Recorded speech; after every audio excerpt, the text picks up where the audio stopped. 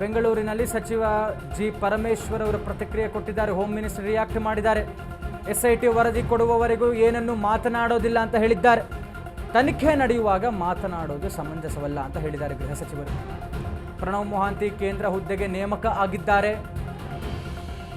ನಿಜಕ್ಕೂ ಇದೊಂದು ನಮ್ಮ ಕರ್ನಾಟಕಕ್ಕೆ ದೊಡ್ಡ ಕ್ರೆಡಿಟ್ ಅಂತ ಹೇಳಿದ್ದಾರೆ ಗೃಹ ಸಚಿವರು. ತಕ್ಷಣವೇ ಯಾವುದೋ ಹುದ್ದೆ ಕೊಡ್ತಾರೆ ಎಂಬುದು ಇಲ್ಲ.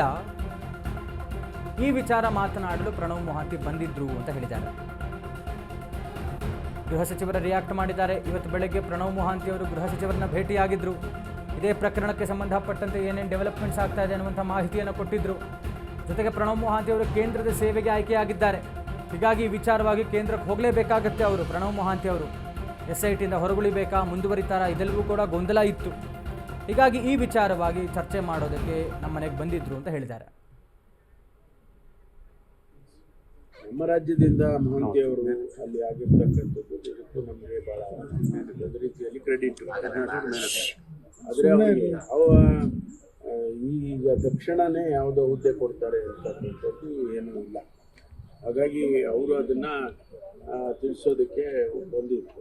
ಆವಾಗ ಸೀನಿಯಾರಿಟಿ, ಅವರ ಬ್ಯಾಕ್ಗ್ರೌಂಡು, ಅವರಿಗೆ ಅವರ ಕೆಪಾಸಿಟಿ, ಕೆಲಸ ಮಾಡಿದ್ರು, ಇದೆಲ್ಲವನ್ನು ಕನ್ಸಿಡರ್ ಮಾಡಿ ಇಡೀ ದೇಶದ IPS ಆಫೀಸರ್ಸ್ಗಳನ್ನು ಮ್ಯಾನೇಜ್ಮೆಂಟ್ ಮಾಡ್ತಾರೆ. ಧರ್ಮಸ್ಥಳದ ವಿಚಾರದಲ್ಲಿ ಅವರನ್ನ ನಾವು ಏನು ಹೆಡ್ ಮಾಡಿದ್ದೇವೆ ಅದು ನಾನು ಪದೇ ಪದೇ ಹೇಳ್ತಾ ಇದ್ದೇನೆ. ನಾವು ಸರ್ಕಾರ ಅವರು ವರದಿಯನ್ನು ಕೊಡುವವರೆಗೆ ನಾವು ಯಾವುದನ್ನು ಕೂಡ ಮಾತನಾಡೋದಕ್ಕೆ ಹೋಗೋದಿಲ್ಲ. ಅವ್ರ ಜೊತೆ ಆಗಲಿ ಅಥವಾ ಇನ್ನೊಬ್ಬರ ಜೊತೆ ಆಗಲಿ ಆ ವಿಚಾರಗಳನ್ನು ನಾವು ಪ್ರಸ್ತಾಪ ಮಾಡಕ್ಕೆ ಹೋಗೋದಿಲ್ಲ. ಯಾಕೆಂದರೆ ಅದು ತನಿಖೆ ನಡೆಯುವಾಗ ಅದು ಸಮಂಜಸ ಅಲ್ಲ ಅಂತ ಹೇಳಿ ನಾವು ಯಾರು ಕೂಡ ಅದ್ರ ಬಗ್ಗೆ ಮಾತನಾಡೋದಕ್ಕೆ ಹೋಗೋದಿಲ್ಲ. ಅದನ್ನು ನಾವು ವಾಚ್ ಮಾಡ್ತಾ ಇದ್ದೇವೆ. ಅದರಿಂದ ಏನಾದರೂ ಕೂಡ ಸಮಾಜದಲ್ಲಿ ಒಂದಿಷ್ಟು ಭಾವನೆಗಳು ಸೃಷ್ಟಿಯಾಗೋದಾದರೆ ಅದನ್ನು ನಿಲ್ಲಿಸೋದಕ್ಕೆ ಪ್ರಯತ್ನ ಮಾಡ್ತೀವಿ. ಯಾಕಂದರೆ ಅದು ಈಗ ನಮ್ಮಲ್ಲಿ